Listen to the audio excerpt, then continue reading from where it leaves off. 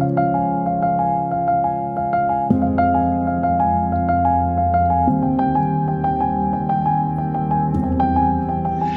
and welcome to Next Phase, where we examine the intersection of health and technology and talk about the future of our health system. I'm delighted to be speaking to Dr. Stuart Smith today. Hi, Stu.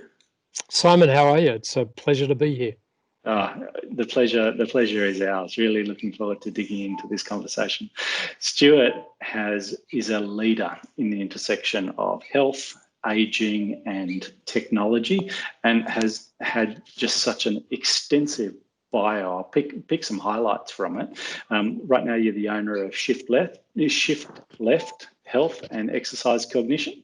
Correct. Which is your consultancy service around higher education and disability, health and the rest of it.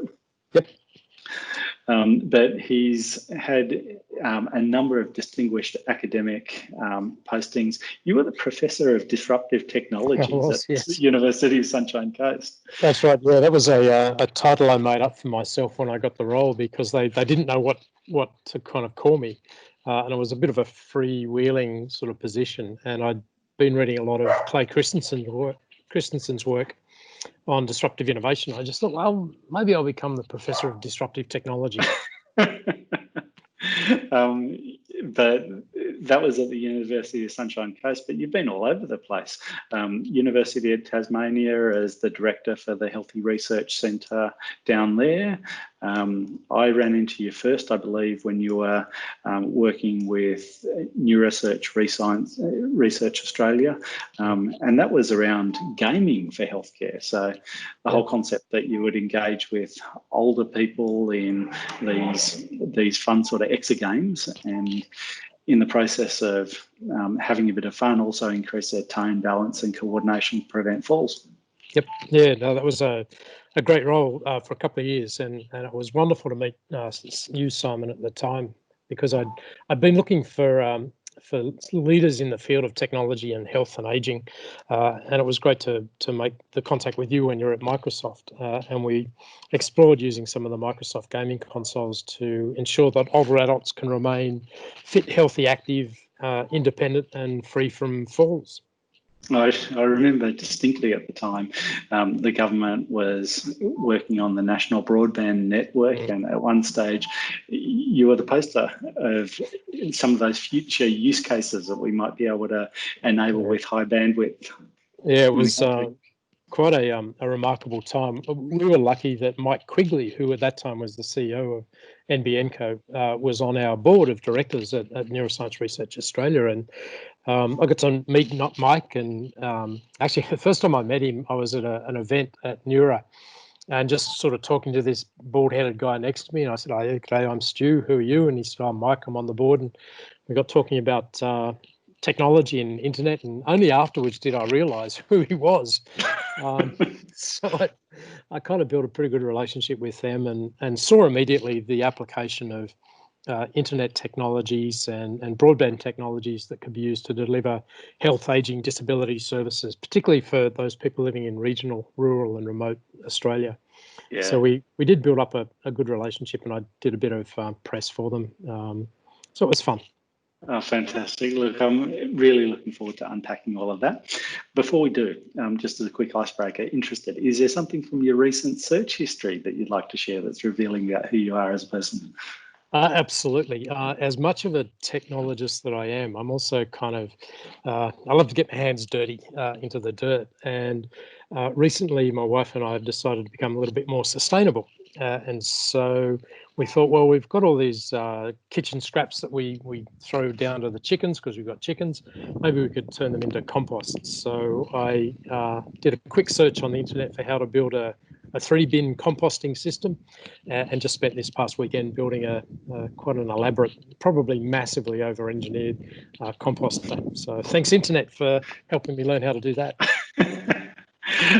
There have been so many do-it-yourself projects going on. That's one of the things that's been an absolute breakout in this COVID time. I think people are spending time at home looking around, probably spending more time in their homes than they ever have before, thinking, oh, maybe it's a good time to fix her up. Absolutely, yeah. And I think the really interesting thing coming out of COVID is the fact that it has forced us to think about how we work, live and play differently, and that we can use the kinds of technologies that you and I are using right now to better work together, to play together, to live together. So yeah, fascinating times. I see huge opportunities coming out of COVID. I know there's a lot of negativity around it and terrible stories, but I think it's actually a bit of a watershed moment for us in the way that we think about the use of technology. I think what it's revealed is our society in general has become quite digital, and that's crept up on us. And it's been an opportunity just to flip over and do what we always did in an online or virtual format. Not so simple to do in healthcare, though. There's a maturity and an agility that we probably don't have. What's your view from the bridge about our state of digital in health and some of your reflections on that? Yeah, look, it's kind of interesting that in the field of research that I've been involved in for a decade or so, which has really been about how do we get into people's home environments and help them engage in health-related behaviours and exercise typically. We've almost been chipping away at this whole idea of telehealth and seeing the opportunities for telehealth for a long time, but telehealth that just doesn't involve a video consultation between a clinician and their client, their patient. Rather, how do we use technologies across the spectrum of technologies for capturing information about a person's health and well-being? And how can we engage them and motivate them in increased physical activity or cognitive activity or whatever? And it's sort of interesting that a number of us who've been working in this field for years have almost got to a point of exhaustion where we thought we just can't get breakthrough. There was never, oh, sorry about that, my Western decided to bark. We just haven't been able to get breakthrough from a funding perspective, and also from some of the clinicians that I work with, which tend to be in the allied health space. There's been a skepticism about the use of technology because their perspective is very much that they are hands-on clinicians. I mean, a physiotherapist will directly manipulate you. And those kinds of professions haven't seen where technology fits into their service delivery.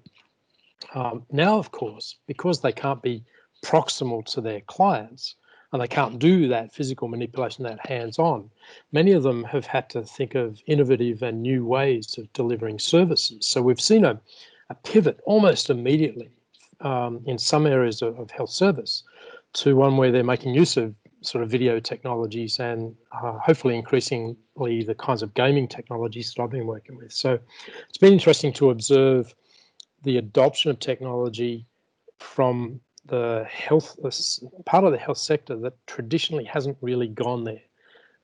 We've seen the use of sort of telehealth consultation in general practice and some specialist practice, but what I've been interested in is to see how other areas of the health profession have adopted technology very quickly.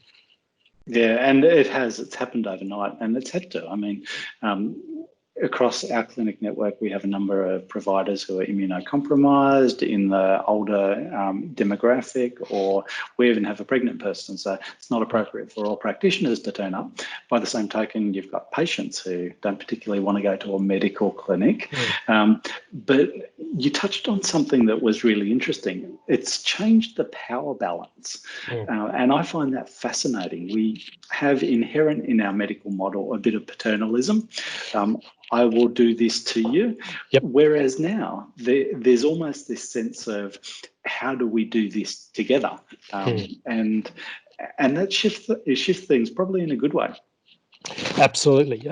Even in terms of the timing of when you engage in a health practice of some sort, because delivery of health services has always been very bricks and mortar centric, you go to the clinic to engage in a health service. Now, because we're linking people together, clinicians and their patients together digitally, the opportunity for when and where health behaviours and health consultations occur has changed completely. So that, I think you're right, that shifting of the power balance is a little bit about shifting of the place where health management occurs, moving it much more towards the person's home, but then also who are the active participants in management of health. And as we shift further and further towards management and maintenance of health in the home, obviously that recruits more of the individuals and the families and the communities that people are in as active participants in health management. And I think this is a really interesting perspective that we're now starting to realise in how health is delivered. Yeah, interesting. So when you think about the portfolio of technologies and models of care and parts of our health system, is there something that you think that's particularly underrated? Absolutely. I've always sort of taken a perspective that in order for health services to scale, and because I live in regional, rural and remote Australia, I'm always thinking about how we can get services delivered to people who are not close to a health service provider. For me, I think there are opportunities for leveraging off existing consumer channels to get technologies into people's homes that can be used to deliver health services. And the way that I've kind of always approached it is to say, how do we use the technologies that people are familiar with such that we can overcome any barrier or hurdle that they may face in adopting that technology for a health-related purpose? So kind of give you an example. The television is the dominant technology in people's homes. It's the technology that we've always had in our homes for 50, 60, whatever years. It's a very user-friendly technology. You turn it on and it works. For me, that portal then becomes a really interesting channel through which other services can be delivered, particularly now that we've got smart TVs and internet connected TVs. And we've been exploring the use of gaming consoles, gaming technologies that connect to the television set as a way of engaging people in exercise. So I think, some of the under-recognised technologies that can be used for health are some of those technologies that traditionally may have been thought of only as a consumer play. Maybe more recently with things like the smart speakers. Sure, they're a smart speaker and you can ask your smart speaker, tell me a recipe for whatever. But again, it's a technology that's embedded in people's homes that could be leveraged for engaging them with a health practitioner. Yeah, it's interesting. I spent 3 years in the States just recently, and voice is a phenomenon that's probably a little more advanced there than it is here. But it seems like that's a technology that's around to stay. As you say, it's a natural user interface. That kind of ambient intelligence in the home. Yep. Yeah. And this is it. I think if we can think about increasing layers of the Internet of Things where everyday artifacts become smart and aware in some sense, then that then gives us the opportunity to build health service on top of those. Give an example, a park bench is a pretty utilitarian piece of furniture. They're out there everywhere. But park benches are actually great pieces of exercise equipment. Now imagine if you had a park bench that was a smart park bench. It somehow knew that you were physically close to it. And if that park bench could reach out to you and say, hey, Stu, if you do 20 sit to stand transitions on me now, then maybe you'll accrue some points in a game, or maybe you'll accrue some points towards getting your next cup of coffee or whatever. And then suddenly this means that the environments through which we navigate on a regular basis can become a platform for us all engaging in incidental health-related activities. And I think this is sort of an interesting line of inquiry. How do we make our environments smarter so that they can encourage us to be more physically active and therefore healthier? I'm thinking this is kind of like Pokemon Go, but actually with a purpose. Exactly. Yeah. And it's a whole of community approach as well. So we know at the moment that retail is really struggling, and there are reasons why people aren't going into shops. But COVID-19 aside, shopfront retail was sort of struggling. So how might there be ways that you could drive business into cafes, into closed shops, into whatever? And how might the currency that people acquire by engaging in physical activity be used in that kind of commercial setting? Fascinating. We're almost on time, so I'm going to wrap it up with a final question. Do you see any enduring and meaningful change coming as a result of this COVID period? As we move into the new normal, what does that look like and how's it different? Yeah, look, I think what it's done is that it has made us recognise that the traditional models of work, where we jump into our cars or get into the trains and we go to an office, a bricks and mortar structure, and we all congregate together, that model has been challenged, and many businesses have been able to pivot nicely, and so that they can get people to work at home. And I think a lot of businesses are now starting to realise that, well, maybe you don't necessarily need to have groups of people together for long periods of time in any one location. Obviously, this isn't for every workplace, but for many of us, it means that it frees up a lot of our day. We're in our home environments, and we're starting to learn how to live in a very different way. Those extra hours that you get back by not being in a car, you could potentially engage in exercise or in social activities or psychologically beneficial activities with your families. And so I think this is going to be one of the real benefits that we see that endures.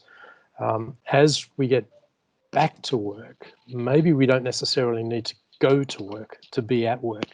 And I think that'll be interesting to see how it plays out. Stuart, wonderful talking to you as always. Thank you for giving us a bit of a glimpse about what the future will look like. There's a silver lining in every cloud, right? Absolutely, yeah. I firmly believe that any challenge that's thrown at us, you can either crash and burn as a result, or you can find new ways of living your life. So I'm excited about the future, that's for sure. Great. Well, thank you for talking to us today on Next Phase. Simon, it's always a pleasure to have a chat with you.